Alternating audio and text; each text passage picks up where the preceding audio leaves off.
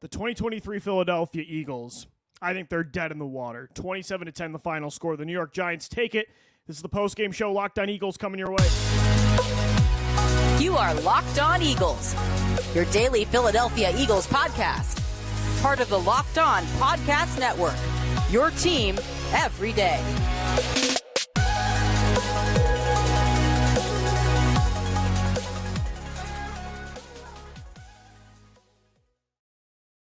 Today's episode of the Locked On Eagles podcast is brought to you by FanDuel. Make every moment more. Right now, new customers get $150 back in bonus bets with any $5 moneyline bet. That's $150 back if your team wins. Visit FanDuel.com/LockedOn to get started today. I'm Louis DiBiase. Thanks so much for tuning into the postgame show. 27-10, the final score. The Eagles 11-6 to end the 2023 season. Second in the NFC East. They blew it yet again today. At one point, we're alive and could have won the division, could have been the 2 seed. They are not. They are 1-5 in their last 6 games, and that none of that matters. They're dead to me. Like, yes, they're going to play the Tampa Bay Buccaneers in the playoffs. There's still a playoff game to be had. Looks like it's going to be on Monday night next week, but I just don't even want to talk about that right now because the nightmare continued today against the Giants. I'm not in shock. I am in shock. I don't want to say I can't believe that we're back in the spot that the Eagles are in right now, but I'm kind of in shock that we are back. Like, I've seen crazier things in sports and with this football team, but I would have never predicted this team would be back to where, like, if you wanted to prove that time is a circle, then look at the Philadelphia Eagles, because I feel like we're living the post-2017 timeline all over again. Like, after the worst loss of the Nick Sirianni, Jalen Hurts era last week against the Arizona Cardinals, the Eagles followed it up with the worst loss of the Nick Sirianni, Jalen Hurts era.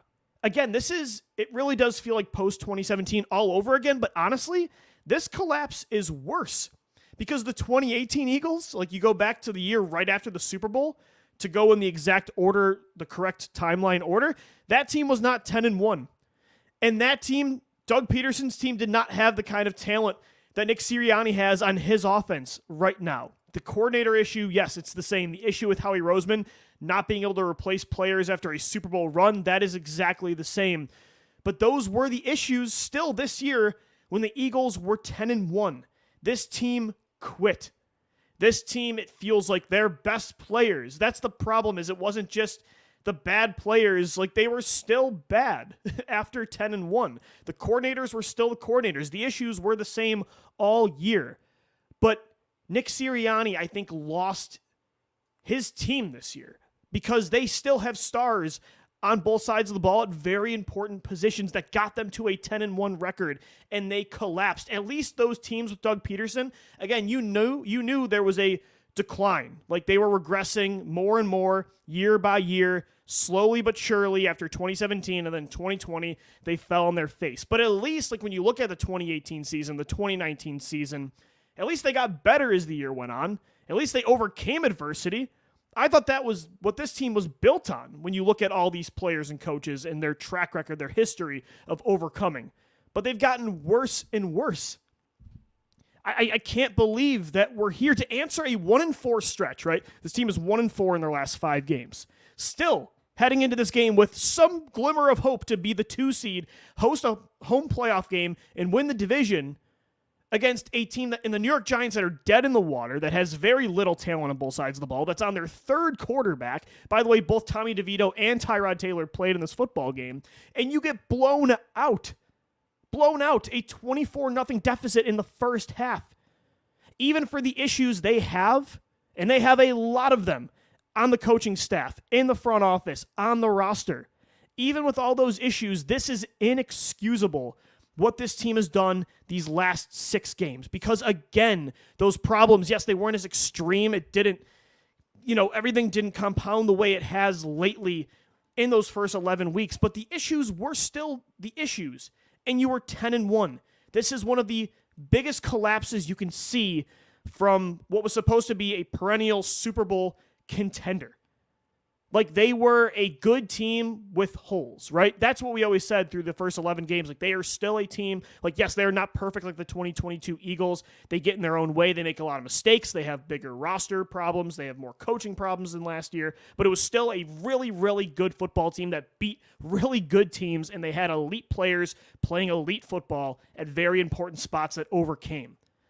So that's why I don't want to say, well, what are you supposed to do when you have the talent on the second and third level of the defense that you do, or you have Brian Johnson, and you have Matt Patricia, who looks worse than Sean Desai. Those problems were still problems in your first 11 games. Nick Sirianni's team quit. Doug Peterson's teams, those teams never quit. They were worse. I think Doug had to deal with more, yes, the coordinator issue again was the same, and I don't know why that keeps happening with Eagles coaches. They just can never replace coordinators, and yes, Howie Roseman is struggling to replace players after a title run like he did last time, but this roster is way better than those teams. I don't want to hear that. I don't want to hear the problems. I'm going to talk about them, but this should be a good football team still. I don't think they should be elite. I don't think it should be Super Bowl or bust, but they should not be 1-5 in their last 6 games where they're getting blown out by the New York Giants and losing to the Arizona Cardinals and losing to Drew Lock. Because this was a team this year that was beating Patrick Mahomes and Josh Allen and the Miami Dolphins and the Dallas Cowboys. Like, how did this happen? Jalen Hurts, what happened? Hassan Reddick and Josh Sweat, what? Jalen Carter, where are you? This offensive line, what is going on?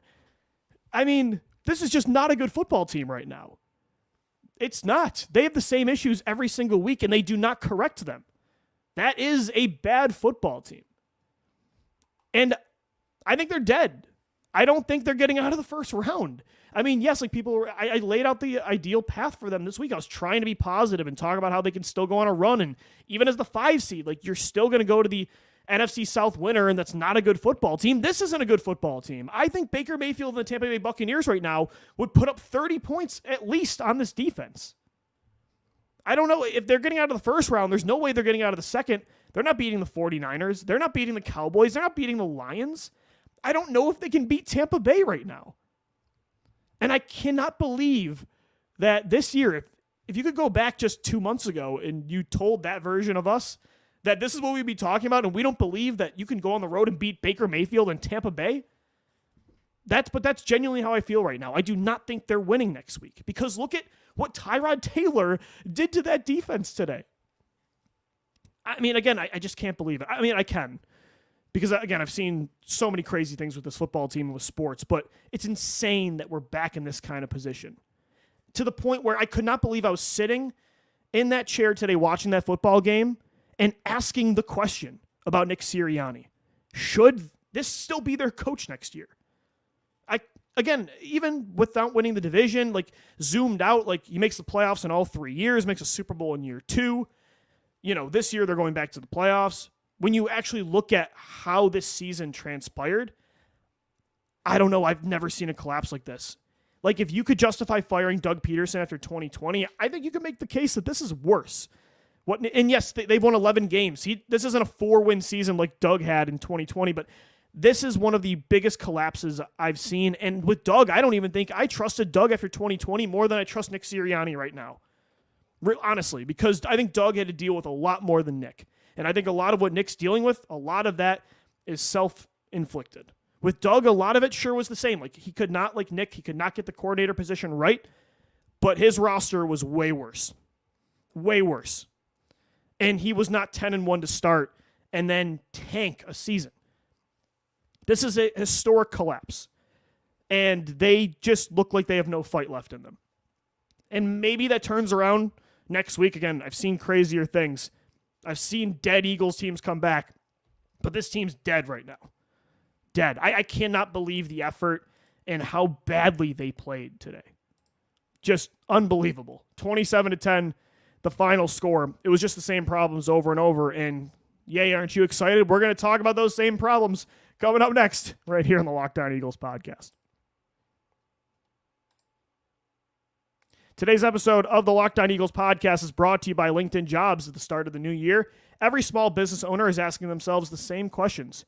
What's the one move I can make that'll take my business to the next level in 2024? LinkedIn Jobs knows that your success all depends on the team you surround yourself with. That's why LinkedIn Jobs has created the tools to help you find the right professionals for your team faster and for free. LinkedIn is not just another job board. LinkedIn has a vast network of more than 1 billion professionals, which makes it the best place to hire. Hiring is easy when you have that many quality candidates. So easy, in fact, that 86% of small businesses get a qualified candidate within 24 hours. That's why small businesses rate LinkedIn Jobs #1 in delivering quality hires versus leading competitors.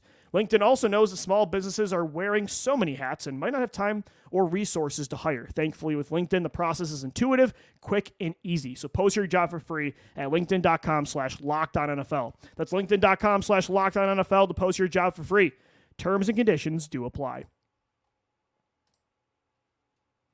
We thank you so much for making Locked On Eagles your first listen each and every day. Guys, exciting news. Locked On has launched the first ever national sports 24/7 streaming channel on YouTube.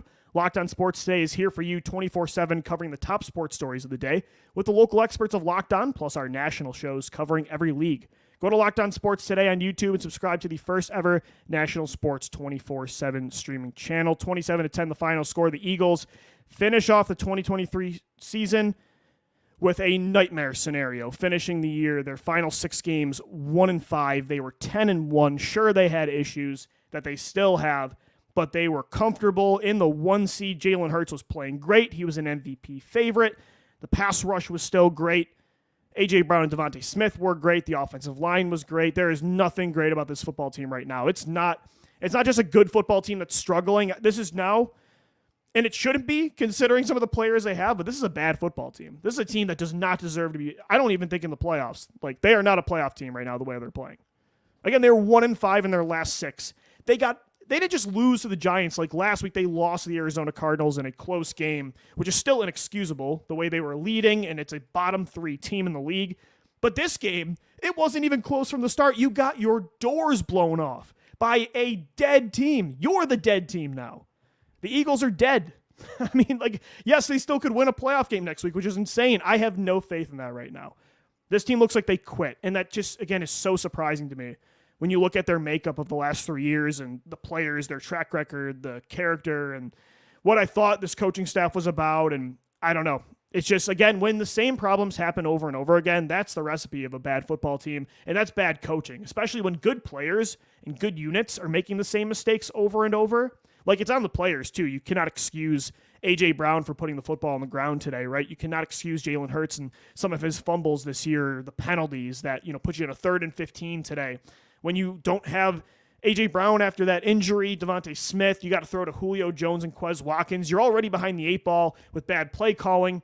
Penalties, too, put you in a hole. Like, that's on the players. But when you look this unprepared and this undisciplined, like, that goes right back to the coaches. When you have no answer for the blitz still, 18 weeks through the season, when you're running 4 verticals and you're relying on Jalen Hurts to bail you out, you're not trying to scheme guys open when you don't have A.J. Brown and Devontae Smith, that's the sign of a really bad football team.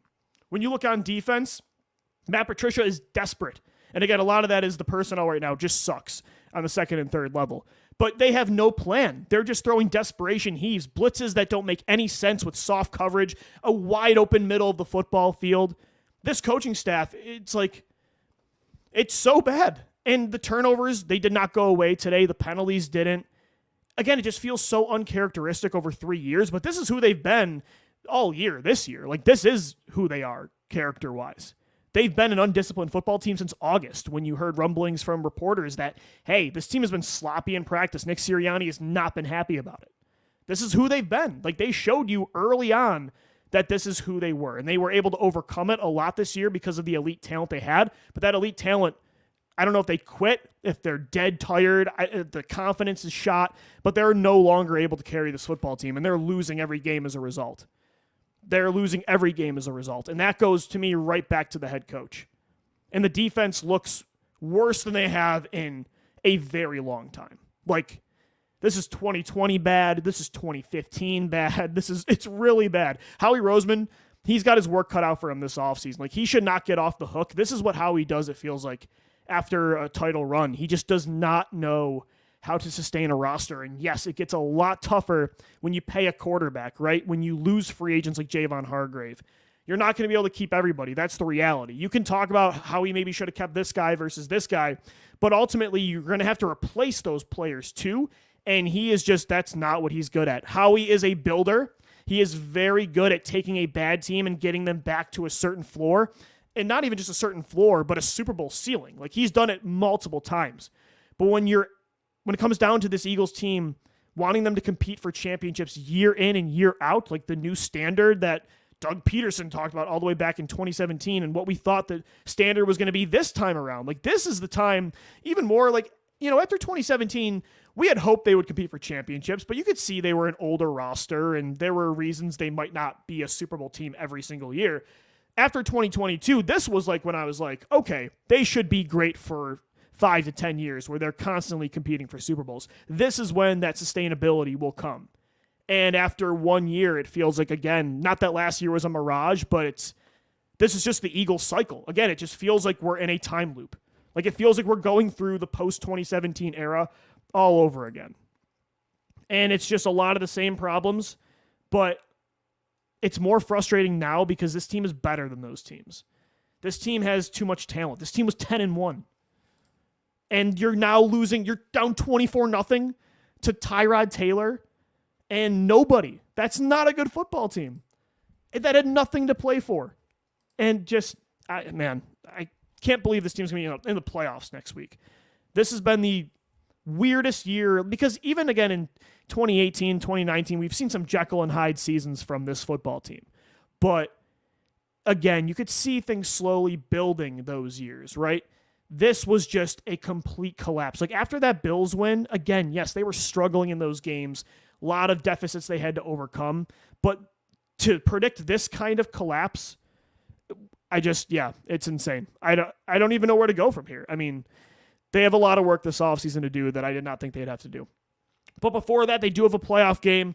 Eagles, Buccaneers, probably next Monday night. Got some thoughts on that as we wrap up the postgame show. 27-10, the final score in MetLife Stadium. The Eagles 11-6 to end the season. This is the Locked On Eagles podcast. Today's episode of the Locked On Eagles podcast is brought to you by FanDuel. The NFL regular season is wrapped up, but there's still time to get in on the action with FanDuel, America's #1 sportsbook.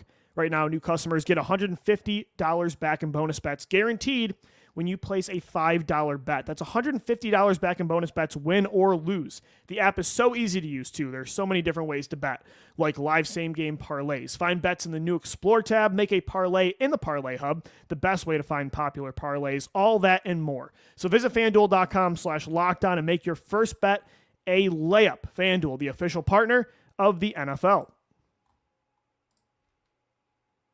All right, Eagles fans, thanks so much for making Locked On Eagles your first listen each and every day. 27-10, the final score.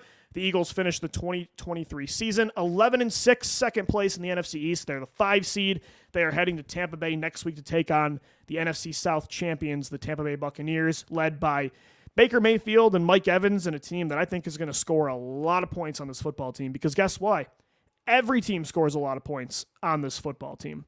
And again, last week, even after the Cardinals lost, like, I have been just trying to hang on to any sort of hope and positivity that I can, like going back in time to certain seasons, trying to, that team was able to do it. They could overcome this, and we have more now at this position, and, they can do this, blah, blah, blah. If this path happens, I've been trying to hang on to any sort of positivity I could, to the point where I said, even as the 5 seed, they could do this. They could beat Tampa or New Orleans. They should beat those teams. Maybe you can avoid San Fran in the second round and get to the NFC title, and then all bets are off like in 2018, but I'm not feeling that now. Honestly, in the Eagles, they head into that game against the Buccaneers as favorites, which to me is crazy.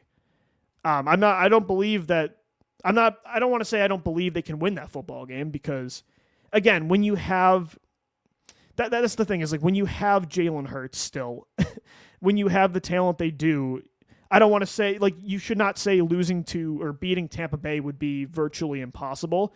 But if I'm not expecting it, which is crazy. Last week I was expecting them, even as the 5 seed, coming off that Cardinals win, to get at least one playoff win this year.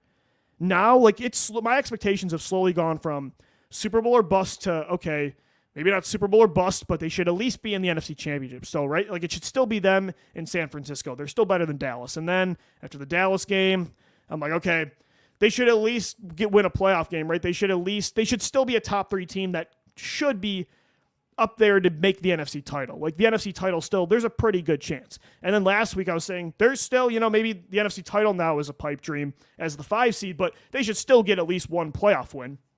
I'm not even there now. Now I'm not even thinking playoff win. Like, I'm shocked that my expectations are at that point right now, but it's in the gutter. I'm almost on E.